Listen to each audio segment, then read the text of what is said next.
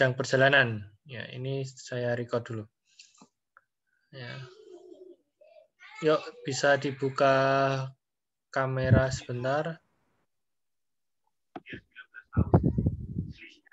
Ya, saya agak pamer ini background.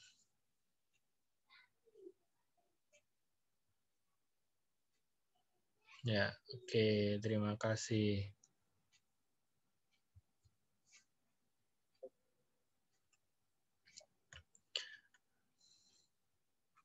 Ya, melanjutkan materi kita yang kemarin, ini sudah saya share untuk materi kita hari ini.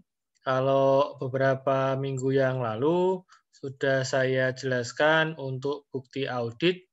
Sekarang bagaimana hubungan bukti audit itu dengan materialitas dan resiko audit. Kemarin sudah saya singgung terkait dengan bukti audit. Jadi semakin banyak bukti audit dianggap semakin mengurangi resiko atau resikonya semakin sedikit, ya. Ataupun kebalikannya. Kalau kita bicara materialitas, berarti kan tingkat toleransi kesalahan, ya. Materialitas itu adalah toleransi kesalahan. Kalau resikonya tinggi, kalau resikonya tinggi berarti bukti auditnya harus lebih banyak. Dengan ada apa ini? Kenapa kok tiba-tiba mati sendiri?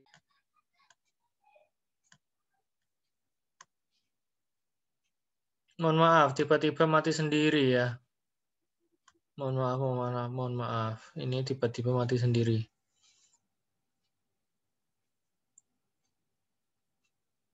Oke, bisa saya ulangi lagi ya.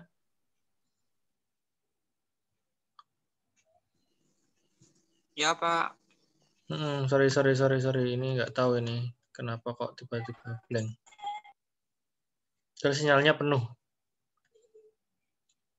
Oke, ini beberapa minggu yang lalu sudah saya jelaskan.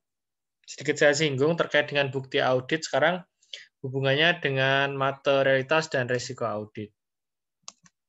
Semakin besar resikonya, ya, semakin besar resiko auditnya. Sebentar, ini kok hilang. Semakin besar resiko auditnya, berarti tingkat toleransi kesalahannya itu semakin sedikit, semakin kecil. Ya, toleransi kesalahannya itu semakin kecil. Kemudian bukti audit yang harus ditemukan semakin besar, semakin banyak.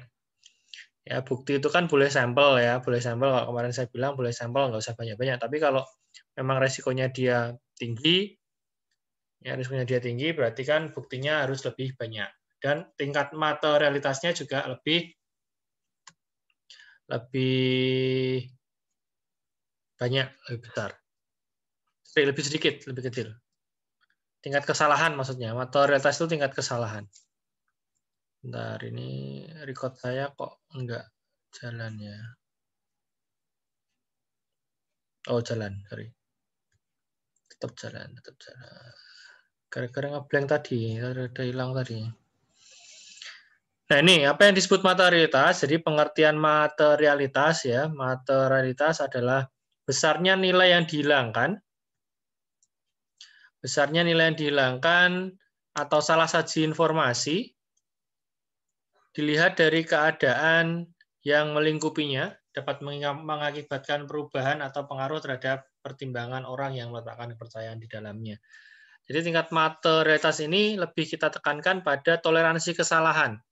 Kalau di penelitian atau di sebuah ilmu statistik, tingkat materialitas ini kayak batas error ya, batas kesalahan atau tingkat error. Ya, atau toleransi yang bisa toleransi kesalahan yang bisa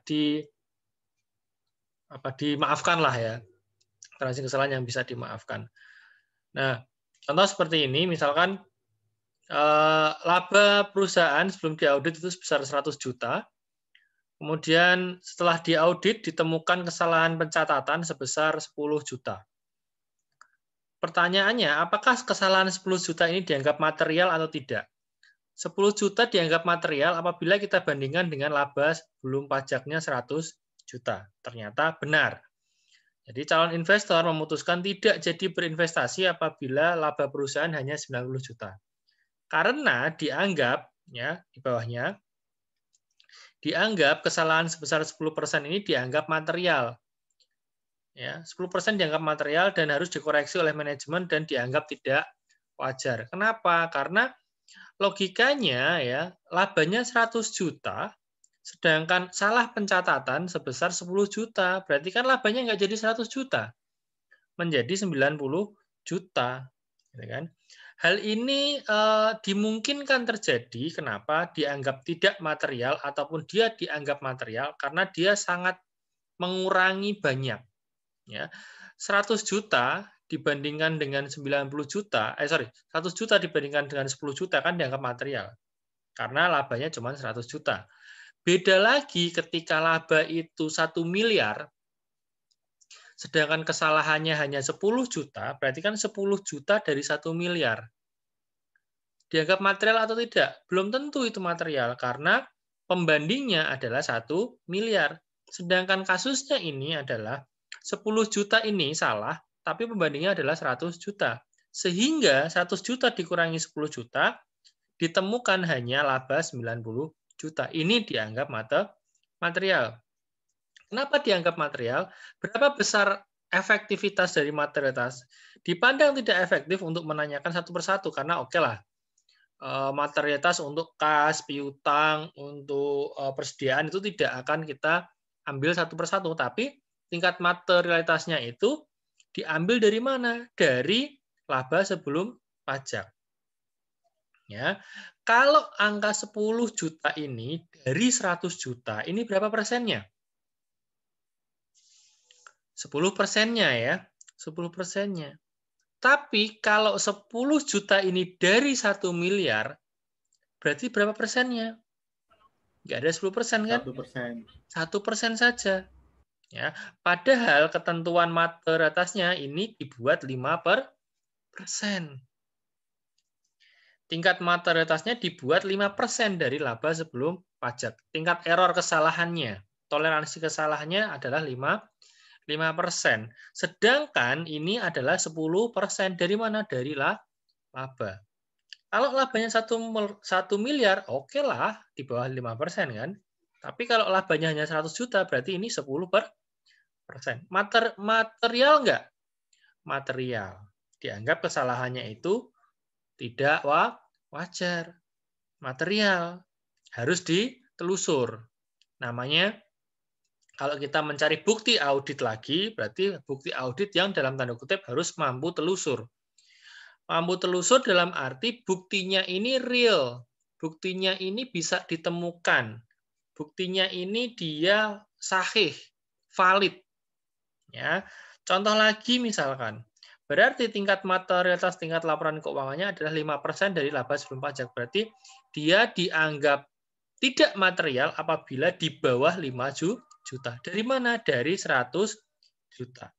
Berarti kita harus mencari lagi bukti-bukti audit tambahan supaya kita untuk mengendalikan kesalahan yang 10 juta.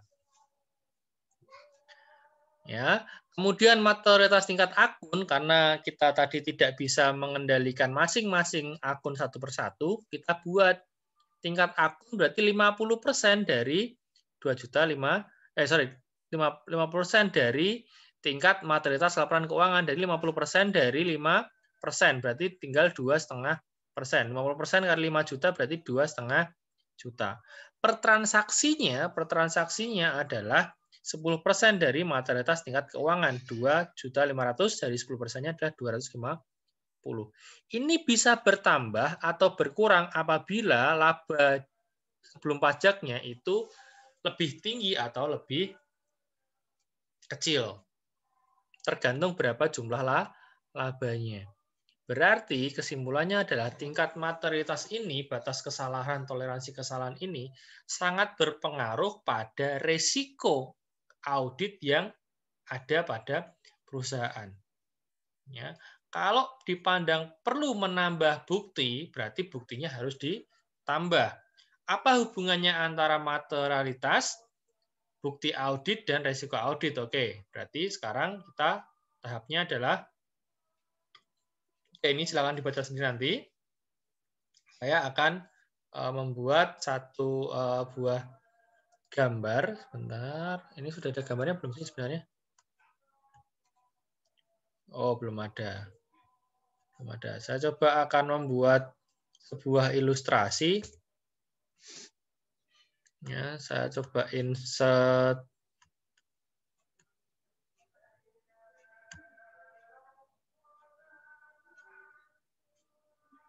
Saya coba mau bikin lingkaran ilustrasi ya. Oke, akan saya buatkan ilustrasi. Hubungan antara ketiga unsur tadi ya. Hubungan antara ketiga unsur tadi.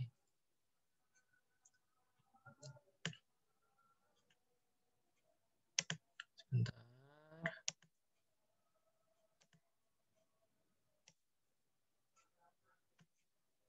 Aduh, kok warnanya jelek sekali. Saya buat warna. Coba warna lain deh. Sini aja.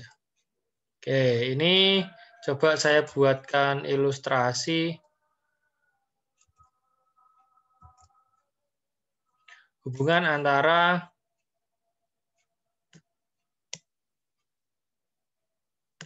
materialitas, resiko audit, dan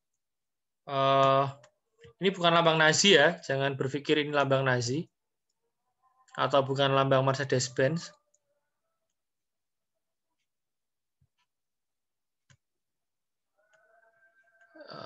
Bikin word art mana ini? Word art.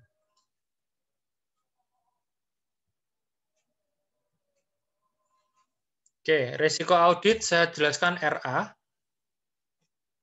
Ini.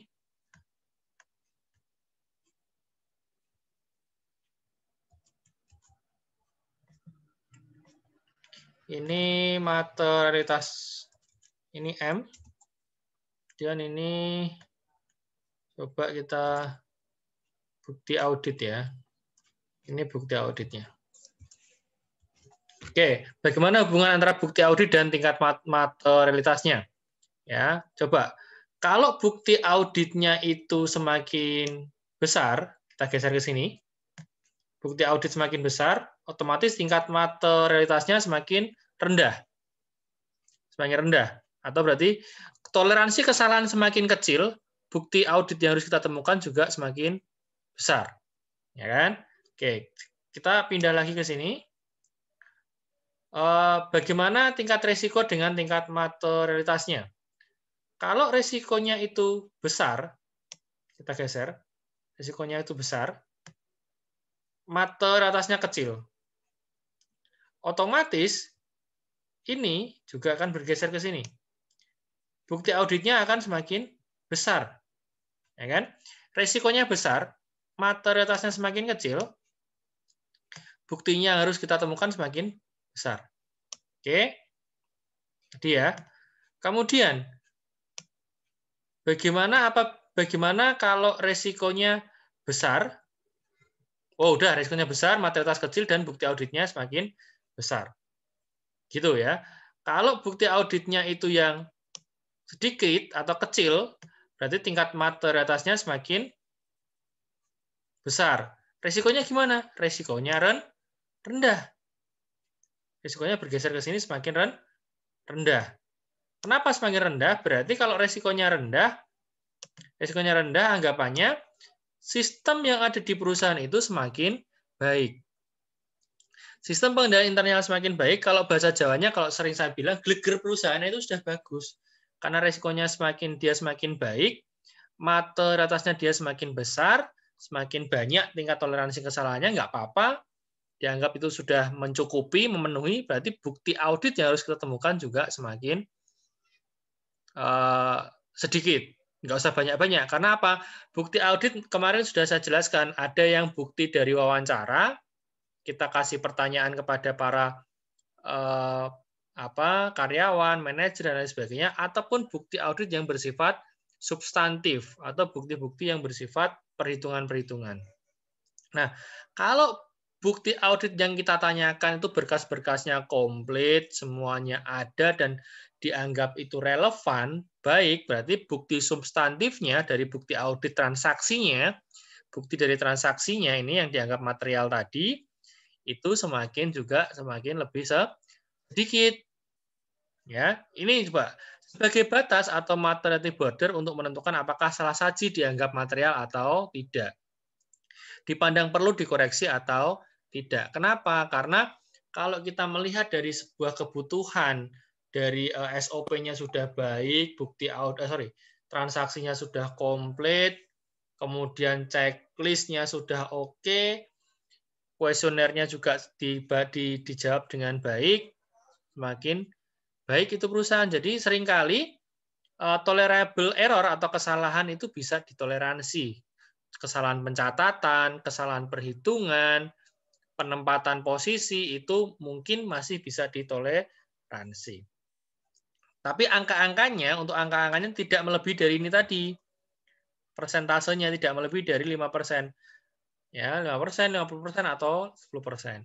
Kemudian pertanyaannya lagi, Pak, boleh nggak sih tingkat materialitasnya kita buat lebih besar? Boleh saja. 10% boleh, 15% boleh, 20% boleh. Tergantung ininya tadi loh, resikonya. Kalau resikonya kita anggap resiko itu rendah, oke lah, materialitas kita kan semakin besar nggak apa-apa. Resikonya rendah nih, kita geser ke sini.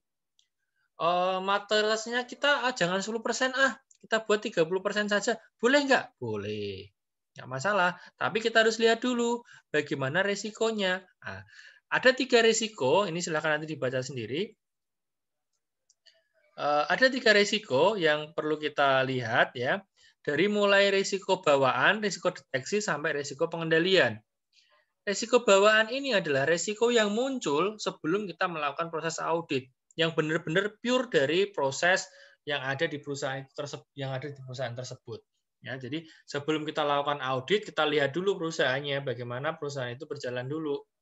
Ya kan, kalau kita mau audit biasanya kan kita stay dulu di perusahaan itu, kita lihat perkembangannya, kita lihat proses turnover-nya dan lain sebagainya. Nah, resiko deteksi ini tergantung pada bagaimana kita setelah melakukan sebuah kuesioner tadi. Kita memberikan kuesioner, pertanyaan wawancara kepada berbagai macam pihak, mulai dari manajernya, mulai dari direkturnya, sampai pada karyawannya, mungkin tukang sapunya, cleaning service-nya, satpamnya juga kita tanya. Ya, dia jawabannya apa? Sama nggak dengan karyawan yang lain? Jangan misalkan antara satpam ternyata jawabannya tidak sinkron dengan proses absensi ya, bilangnya misalkan gini, sekarang kan ada protokol kesehatan ya, nah ini kan juga di audit nih protokol kesehatan. Misalkan ditanya nih satpam, Pak Satpam, setiap karyawan yang masuk dicek suhunya enggak? Oh iya Pak, selalu saya cek, semua karyawan saya cek. Nah, kemudian kita tanya ke karyawan, ada bagian A gitu tanya, karyawan, tak tanya, dicek nggak sama Pak Satpam suhumu ketika kamu masuk? Ora Pak, ora dicek aku, asal mlebu wae, bebas-bebas wae. Nah, berarti kan jawabannya tidak sinkron. Nah, itu risiko deteksinya gimana? Nah, nanti akan berpengaruh pada risiko pengendaliannya. Ya, risiko deteksinya berarti antara satpam dengan karyawan itu tidak klop. SOP-nya menyatakan bahwa setiap karyawan yang mau masuk kerja harus dicek suhunya. Tapi ternyata karyawannya tidak semua karyawan dicek suhunya, hanya disampel atau tidak semua dicek oleh satpam. Nah, misalkan seperti itu. Ya. Oke, kita kembali ke sini. Semakin kecil materialitas, maka audit semakin teliti, jelas. Contoh ekstrimnya adalah jika materialitasnya itu Rp0 atau 0%, artinya semua transaksi yang terjadi di perusahaan dianggap material. Kalau materialitasnya itu 0 atau 0%, berarti semua transaksi harus menjadi bukti audit. Semua transaksi apapun dan semua karyawan wajib ditanya, diwawancarai. Berarti ini resikonya apa? Resikonya gede. Jika hubungan materialitas adalah jika hubungan materialitas adalah dan bukti adalah berbanding terbalik, semakin kecil materialitas, semakin banyak bukti yang harus dikumpulkan dan sebaliknya. Ini tadi ilustrasi saya. Ya, sama dengan ilustrasi yang saya berikan tadi. Gitu. Oke. Kemudian resiko auditnya juga sama, berarti hubungannya adalah saling berbanding terbalik. Resiko audit adalah resiko yang terjadi dalam kondisi tidak menyadari atau tidak modifikasi pendapatnya sebagaimana seharusnya. Jadi kita tanya dulu, ya, bahasannya ini saat durungnya mulai proses, ini prosedurnya awal, kita tanya dulu kepada orang yang bersangkutan di sana. Kasir, tak tanya misalkan kasir. Kasir, tak tanya terkait dengan petty cash, kas kecil misalkan. Kas kecil ini gimana aturannya kas kecil? Ya, kas kecil itu diberikan 1 minggu 2 kali, Pak. Hari apa sama hari apa? Hari Jumat sama hari Selasa sama hari Jumat, Pak. Oh iya, besarnya berapa? Masing-masing hari 500.000 lah. Kalau uangnya udah nggak habis, apakah tetap diisi petty cash-nya? Wah, tetap, Pak. Jadi berapapun pokoknya uang kas saya itu harus 500.000. Misalkan hari Kamis itu 300.000, masih 300. Kalau hari Jumat berarti ditambahin saya, Pak, 500. Jadi 500.000. Oke. Berarti kita lihat lagi, kita buka SOP-nya. SOP-nya menyatakan bahwa petty cash diisi 1 minggu 2 kali. Setiap hari Selasa dan hari Jumat. Besarannya adalah petty cash maksimal 500.000. Oh, sama, sinkron, centang. Resikonya apa? Resikonya rendah, salah satu dari kas. Untuk transaksi kas, berarti kita perlu bukti kas lebih banyak enggak? Nggak perlu, kita coba lihat aja, oh petty cash, oh kita lihat aja petty cash-nya, dihitung petty cash-nya, bener nggak petty cash-mu semono? Oh bener Pak, soalnya ini dino Senin, besok kan meh dikelebok meneh dino Selasa, ya kan? Ternyata petty cash-nya di hari Senin tinggal 100.000 misalkan, wah hari Selasa berarti nambah nih, nambah 400.000, oke kita cek. Hanya itu, jadi simple ya, jadi gampang saja karena resikonya rendah, buktinya juga oke, uang cash on hand-nya juga aman, jadi aman. Resikonya relatif rendah. Setidaknya ya nilainya berapa? Ya minim-minim 5% lah materialitasnya ya. Dari mana? Biasanya diambil dari laba sebelum pajak. Gitu.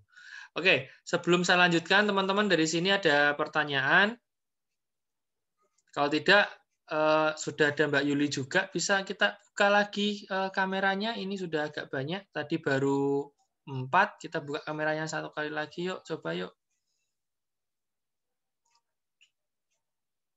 Nah, ini Mas Ayuf ada siapa itu malam mingguan itu? Temen kos. Udan-udan Mas, neng kos bayar asal lungo-lungo. Masuk angin.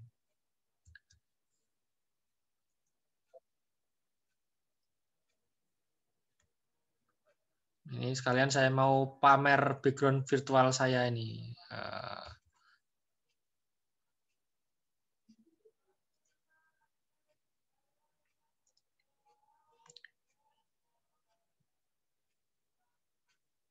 Harusnya bisa bagus ini. Ini belakang saya ini. Waduh, backlight.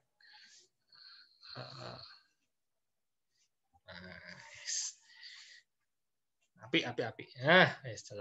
Oke, silakan kalau ada pertanyaan. Jadi kita diskusi saja karena teman-teman juga sudah ini gampang sekali ya, gampang sekali karena kalau nanti sudah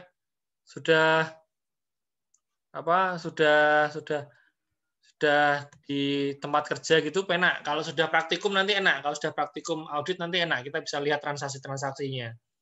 Ya. Mungkin Mas Ebim sudah pernah juga di praktikum transaksi-transaksinya seperti apa, kita lihat transaksi satu persatu, kemudian kita jumlahkan lagi, kita cross check lagi. Jadi proses audit itu enak sebenarnya, gampang. Kalau kita udah tahu jalannya, alurnya, itu kita tinggal tarik aja ke belakang. Dari belakang kita tarik ke depan, sorry. Tapi kalau dari kita membuat laporan keuangan kan beda. Transaksi, bikin jurnal, bikin laporan keuangan. Tapi kalau ini enggak, wis dadi sik laporane. Kayak di cross check ke depan, di cross check. Misalkan piutang, kita tanya, petugas piutang, bener rak piutangnya PTA semene. Nah, selain dengan tanya, kita bisa dengan konfirmasi. Kita tanya langsung ke PTA, kita kasih surat, kita telepon, kita datengin atau apa. Bahkan saya pernah melakukan visitasi juga langsung ke pihak ketiga. Jadi ada satpam itu outsourcing. Satu perusahaan itu satpamnya, petugas keamanannya adalah outsourcing dari perusahaan outsourcing. Bener nggak sih gaji yang diberikan satpam itu sekian rupiah? Gitu. Ya, karena perusahaan kan bayar perusahaan outsourcing bayar ke satpam kan gitu kan prosedurnya kan. Nah, saya tanya sampai saya datengin itu perusahaan outsourcingnya. Perusahaan outsourcing bener nggak satpam iki bayarannya semene? Ada potongan apa saja dia? Ya, BPJS-nya dia dapat enggak? Sampai saya tanya seperti itu. Kenapa? Karena saya mensinkronkan jawaban yang dari satpam. Kan nggak mungkin saya tanya ke pihak perusahaan kan, iki wis tak outsourcingnya semene aku bayar semene potongannya sekian. Oke, saya cross check ke perusahaan outsourcing. Outsourcing bener lah, kue ngei diberikan fee oleh perusahaan ini sekian persen. Bener lah yang mbok bayarkan ke karyawan sekian. Ono potongan rak semene. Oh iya ada. Sama nggak sama? Klop, jebret, podo. Ya. Kalau nggak sama, tinggal kita tanya, yang nggak sama kenapa? Kenapa kok tidak sama? Nah, itu yang tidak sama itu kita ajukan sebagai sebuah rekomendasi. Ya, berarti ada kesalahan. Ya, ada kesalahannya seperti apa? Nanti ada tingkat-tingkatannya, minor, mayor, atau observasi. Ya, kalau kesalahan itu dianggap tidak material, berarti dia masih di level observasi. Observasi berarti masih bisa diperbaiki secara cepat. Ya, levelnya naik lagi ke tingkat minor. Minor bisa diperbaiki sih, tapi butuh waktu. Ya, tapi butuh waktu. Mungkin 1-2 hari atau 1 minggu atau 2 bulan. Kalau misalkan susah diperbaiki lagi, masuk ke tingkatan lebih tinggi, yaitu tingkat kesalahan mayor. Nah, mayor ini biasanya kalau udah tingkatannya mayor, itu seringkali rekomendasinya lebih tinggi. Kalau dia banyak mayornya, kesalahannya banyak yang kesalahan mayor, rekomendasinya adalah diperbaiki dulu, baru kita keluarkan opini. Perbaiki dulu laporanmu, perbaiki dulu SOP-mu, kasih waktu biasanya. Berapa? Bisa jadi 3 bulan, bisa jadi 4 bulan, atau 5 bulan. Namanya LKS, laporan ketidaksesuaian. Ya, laporan ketidaksesuaian, nanti bisa diperbaiki, baru kita keluar opini. Ya, jadi tingkatannya mulai kesalahan observasi, minor ke mayor. Kalau observasi sih no problem lah ya, no problem. Dianggap tidak material. Ya. Kalau minor juga ya masih dimaafkan lah gitu loh. Kalau mayor biasanya seringnya ada negosiasi nanti LKS-nya. Laporan ketidaksesuaiannya atau LKS bahasanya kalau kami di audit, LKS-nya itu biasanya kita nego. Ya. Bisa diperbaiki nggak, Pak? Waduh, ini susah banget diperbaiki, Pak, lama. Harus butuh 6 bulan. Ya udah, berarti tetap saya buat LKS ya, kesalahan ya. Oh iya, nggak apa-apa. Oh, Pak, ini nggak bisa, Pak. Ini bisa kita selesaikan 3 bulan. Oke, berarti janji 3 bulan, nanti opini saya di 3 bulan ke depan ya. Dengan alasan bla bla bla. Rekomendasinya ini kita sampaikan. Gitu. Jadi, biasanya ada negosiasi. Tapi kalau mayornya banyak, ayo kebangetan banget, masuk ayo salah ya, kayak banget kan, ya nggak mungkin juga. Tapi jarang ya, mayor itu biasanya orang kebangetan banget iki ya ora sampai mayor lah. Mayor itu biasanya menyembunyikan ya, seringnya itu menyembunyikan bukti lah, itu menunjukkan bukti itu baru kita kategorinya mayor. Seringnya ya minor-minor aja lah, mentok-mentoknya minor. Observasi seringnya banyak observasi. Karena observasi tadi misalkan melanggar protokol kesehatan, melanggar yang harusnya ditembak termogan tidak ditembak termogan. Oke, besok lagi semuanya ditembak termogan ya Pak. Nah, itu kan observasi. Itu kesalahan observasi. Ya, kesalahan tingkat observasi. Bisa diperbaiki secara cepat. Ya, bisa diperbaiki secara cepat. Besok lagi nganu yo Pak yo, tolong itu semuanya ditembak termogan, kalau yang 37 lebih disuruh pulang ya. Saya pernah ke kampus kan sebelum masuk ditembak dulu. Saya pernah waktu itu sampai 37 ya. Nggak boleh masuk, itu disuruh di luar dulu sama Pak Satpam kita. Pak Satpam kesayangan kita. Disuruh di luar dulu, di luar pagar itu. Ya Pak, mungkin jenengan baru di jalan ini, coba jenengan minum dulu, beli air dulu, istirahat dulu, nanti baru masuk ya. Ya benar, serius. 10 menit gitu saya di luar dulu, beli minum di Alfamart itu, beli minum, saya minum, kemudian ditembak lagi sama termogan. Nah, turun kan, berarti saya kurang minum ternyata. Saya ingat banget itu 37,3, kemudian saya diperbolehkan masuk 37, waktu itu 36 berapa. Ada juga Pak Adit, kenal ya Pak Adit ya. Pak Adit itu flu, badannya nggak enak, flu. Disuruh pulang akhirnya sama Pak Satpam. Ditembak termogan 37,5, nggak turun-turun. Nggak turun-turun. Akhirnya bilang, waduh aku flu Pak. Ya udah, suruh pulang, serius. Pak Adit pulang. Nah, karena SOP kita seperti itu, teman-teman. SOP kita kalau 37,3 di atas itu, suruh pulang. Serius, Pak Adit pulang. Ya, Pak Adit pulang. Karena apa? Dia nggak turun, ternyata, waduh aku memang rada flu, bro. Ya wes mulai. Nah, itu kan kesalahan observasi yang bisa diperbaiki secara cepat. Itu tugasnya auditor sebenarnya.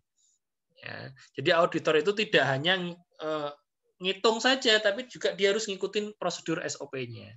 Kalau SOP-nya nggak benar kan bisa ditegur. Bisa menjadi sebuah LKS tadi saya bilang. Namanya laporan ketidaksesuaian. Itu ya. Bisa dipahami. Jadi auditor itu gampang, cuman kita harus baca prosedurnya, baca SOP-nya dulu. Oke, ada pertanyaan silahkan.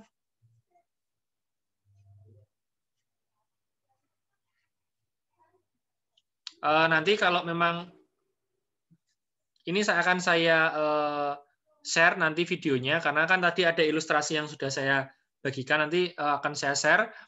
Kemudian kalau nggak cukup di WA, akan saya kirim videonya di Google Classroom. Ya, oke, kita ketemu di 2 pertemuan lagi. Minggu depan kita ketemu di 1 sesi, yaitu sistem pengendalian internal.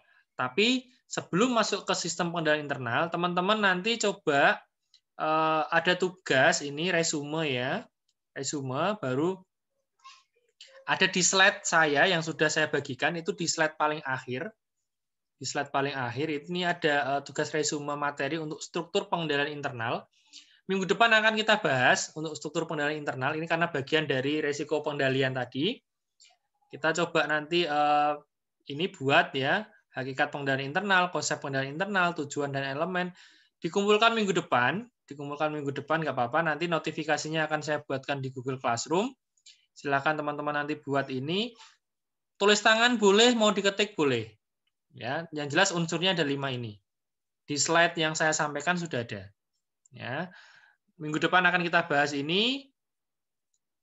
Berarti tinggal 1 pertemuan lagi minggu depan dan minggu depannya lagi mungkin akan saya tambahkan 1 tugas untuk makalah sebagai pengganti UTS kita. Ya, jadi tugas ini nanti dikumpulkan minggu depannya lagi kita bahas sistem pengendalian internal. Pertemuan terakhir nanti langsung tugas makalah untuk mengganti UTS, nanti untuk menambah tugas UTS. Ya, nanti buat makalah. Minggu depannya lagi masih lama. Oke, gitu teman-teman. Silakan ada yang mau ditanyakan terkait dengan tugas juga. Boleh tulis tangan, boleh diketik. Ya. Nanti notifikasinya akan saya buatkan di Google Classroom.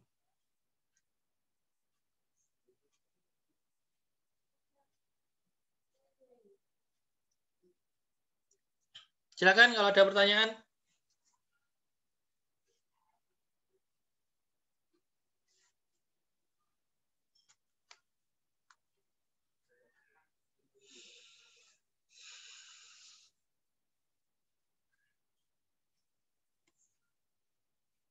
Ini yang izin Eliana, satu lagi si Puspita, mana Puspita ya? Kelihatan Puspita. Mulai desa bocah iki jan tenan.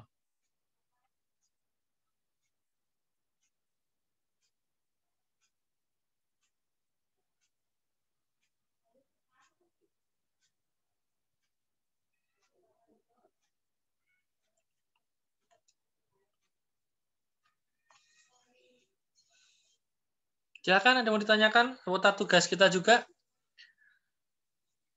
Ya, nanti untuk lebih jelasnya kalau sudah di praktikum audit ya, di praktikum audit itu nanti lebih apa ya, lebih kita tahu transaksinya, kita tahu apa struktur organisasinya, kita tahu flowchart-nya. Saya ada nggak sih bukunya? Ya minggu depan sekalian coba. Minggu depan kan kita bahas SPI ya. SPI itu kan urusannya dengan struktur organisasi, kemudian tugas-tugasnya, job description-nya, ya sudah sesuai nggak job description-nya. Kemudian terkait juga dengan apa? Kalau otorisasi ya, otorisasi annulment toh. Otorisasi itu tanda tangan ya. Kemudian ada memo kalau butuh memo. Kalau di perusahaan jasa tuh sering ya, memo tuh sering perusahaan jasa tuh memo. Kemudian kayak pernah dengar namanya nota gantung nggak sih teman-teman? Nota gantung ya. Jadi Enggak, Pak. kalau di perusahaan jasa itu biasanya ada gini,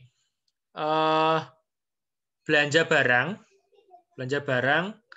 itu belum ada notanya, itu kan belanjanya itu biasanya transaksinya mundur, belum ada nota putihnya, masih nota itu kan biasanya ada ya kalau udah lunas kan biasanya dikasih yang putih, Kalau yang belum lunas kan biasanya dikasih yang merah itu. Nah itu namanya nota gantung itu. Nota gantung yang belum dibayar lunas. Ya. Kalau di lapangan itu biasanya, tapi kalau di aturan sebenarnya nggak boleh. Kalau di lapangan itu namanya nota gantung, yang masih notanya itu nota merah, belum nota yang putih. Belum lunas tapi masih gantung. Ya. Seringnya mungkin Mbak Hanum udah pernah, tapi namanya belum familiar aja. Nah, itu biasanya ada nota-nota gantung itu yang kadang-kadang rada jengkeli ya, rada jengkeli. Auditor ngeluh nih ngono kuwi. Oke gitu teman-teman, silahkan beristirahat. Notifikasi akan saya buatkan di Google Classroom. Selamat malam, selamat beristirahat. Kurang lebihnya mohon maaf. Assalamualaikum warahmatullahi wabarakatuh. Sampai jumpa. Waalaikumsalam warahmatullahi wabarakatuh. Selamat malam, Pak Kris. Terima kasih.